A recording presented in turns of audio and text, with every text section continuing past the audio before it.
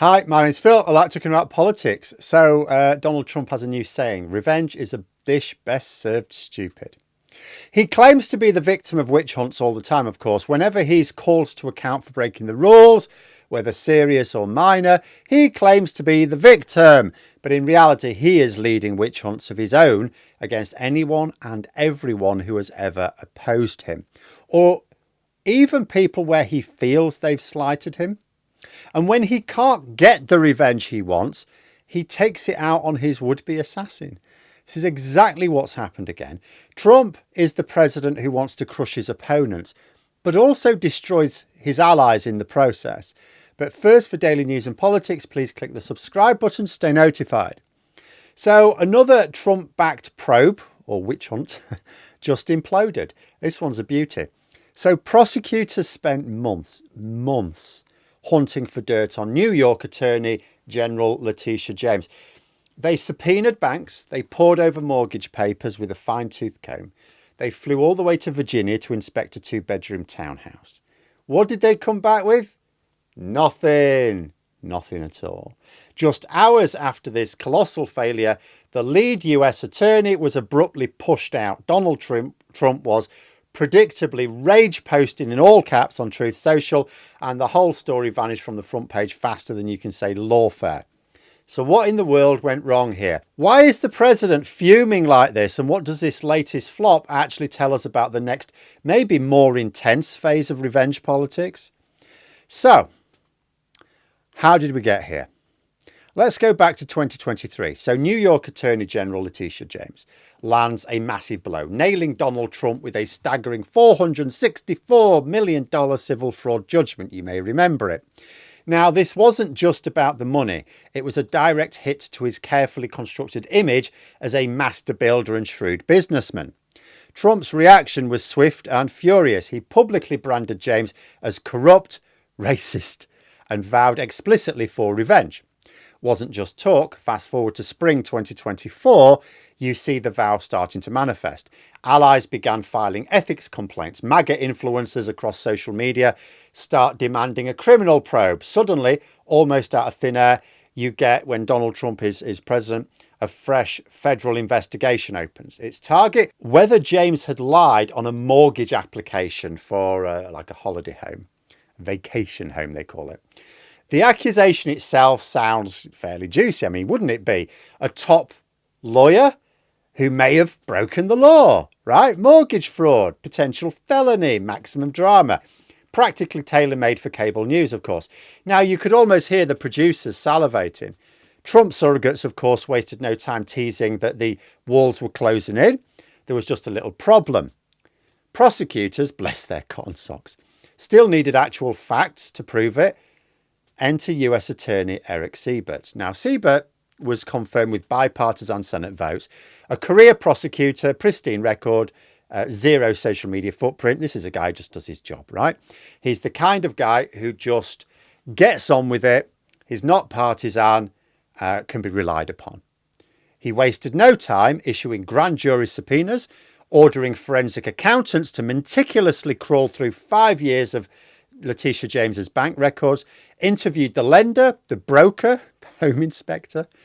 They were looking for absolutely anything. Inflated income, phantom assets, undisclosed debts, literally any straw to grasp onto that might justify the political heat. Here's the thing though, they found nothing, absolutely nothing. The loan to value ratio was textbook, the debts to income ratio was clean. The bank, a major institution, had already run its own rigorous verification process. There were no red flags there. Sources close to the probe later told CBS News that Siebert had explicitly warned Department of Justice leadership that the case was legally infirm and ethically radioactive, which basically means there was no reasonable likelihood of conviction, and in actual fact, the optics of pursuing such an obviously politically charged, baseless case were absolutely ridiculous. He recommended closing it. The memo landed earlier this year. Then the file, still technically open, was a bureaucratic zombie. But for all intents and purposes, the courtroom clock had well and truly run out. There's no evidence at all. So then out comes Donald Trump, as it's finally confirmed that he's not going to get his way. As his custom, he takes to Truth Social. His post was, of course, in all caps. Trump was raging at this attorney for not finding any dirt on the intended victims of his witch hunt. Trump is a very vengeful man. So vengeful, in fact, that he'll even take revenge on those doing his bidding if it doesn't get the results he wants. And this isn't some isolated tantrum, not by a long shot. We've seen it before, haven't we? I mean, cast your mind back to 2020. Trump famously fires prosecutor Jeffrey Berman right after his office had launched investigation into Trump's personal attorney, Rudy Giuliani. In fact, the Department of Justice often has nothing to do with justice, but justice as a highly partisan president sees it. I mean, there are people, myself included, I will say, who criticise Joe Biden for not using the department to go after Trump. I got the impression he didn't want to give ammunition to those claiming it would have been a politically motivated witch hunt, because literally everything that comes out of the Department of Justice is politically motivated because it's politically led. But Trump is accusing Biden of that anyway. I mean, which would have been better? Making sure, absolutely 100% certain, that Trump faced justice swiftly enough that he couldn't enter the next election race and being accused of a witch hunt, or risking Trump becoming president again. And, well, we can see how that's turning out. I know Biden will have worried about creating deep divisions in American society, but those divisions are way worse and infinitely more dangerous now. But back to this latest case. So legal experts quickly pointed out 3 absolutely fatal flaws that made the case a non-starter from day one. First, absolutely crucial, the mortgage issuer didn't rely on handwritten forms or subjective interviews. They ran automated verification through established payroll processors. Computer said yes. James' disclosed salary matched exactly what those systems verified. There was no fudge in the numbers. Second issue, the loan was originated by a major reputable bank that still holds the paper, which means there's no defaulted investors wanting restitution. So in essence, what we're saying is there's no victim. So if, let's say, a crime had been committed, there's no victim. And let's be real, victimless crimes are very difficult to sell to juries that you should convict someone. It's like, jurors want a clear, identifiable party who has been harmed. And in this case, none existed.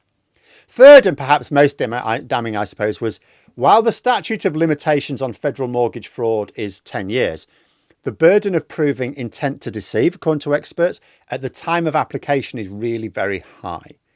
So prosecutor has to prove that you like making a mistake doesn't work, yet they have to prove you intended to deceive. So prosecutors would need smoking gun evidence for that. They would need emails or texts or direct witness testimony showing that she knowingly, deliberately falsified records. Not a single shred of that surfaced. So far from being wounded or politically damaged, Letitia James has actually done quite well out of this. She's had a bit of a fundraising windfall. I mean, I saw talk that within 24 hours of the news breaking that the probe had imploded, her re-election campaign jumped by over, $500,000 straight away, with the vast majority coming from small donors, like ordinary people. Her supporters immediately framed her as the target of authoritarian overreach, which is absolutely true. So basically, Trump has created a rallying cry for her. He's given her a banner for people to flock around. In his attempt to take revenge, he's actually empowered her. You can see why he's so pissed off. But not at himself, of course, but the US attorney who didn't do the job Trump wanted him to do. So now he's had to fall on his sword through no fault of his own because he did exactly the job he was required of him. People should be taking notice here. Trump is not simply a hyper-partisan bully. He's an indiscriminate monster who will devour everything. He's incredibly vain and stupid, and those working for him are as likely to get burned as those working against him. But this entire episode is about more than just a failed political witch hunt. It does send a very clear, very chilling signal to every state attorney general, every local district attorney, every election registrar who might dare to cross Donald Trump. Cooperate or risk federal investigators rummaging through your mortgage, your taxes, your dog license records, right? Because Letitia James, clearly whiter than white, they couldn't find anything on her, but they tried to find anything. Are there some out there who would risk crossing Trump who think to themselves, oh, actually, I've got a few skeletons in my closet. Maybe nothing major, nothing, but they'll go for it. They'll go for it. And the spectre of that retribution creates a profound effect on oversight, something that people call autocratic feedback. Think about it this way. So prosecutors are transformed into partisan cudgels. What happens? Corruption probes into cabinet officials mysteriously dry up. Environmental cases against powerful energy donors stall indefinitely. Critical voting rights enforcement grinds to a halt. We've seen this play out elsewhere. We've seen it in Hungary.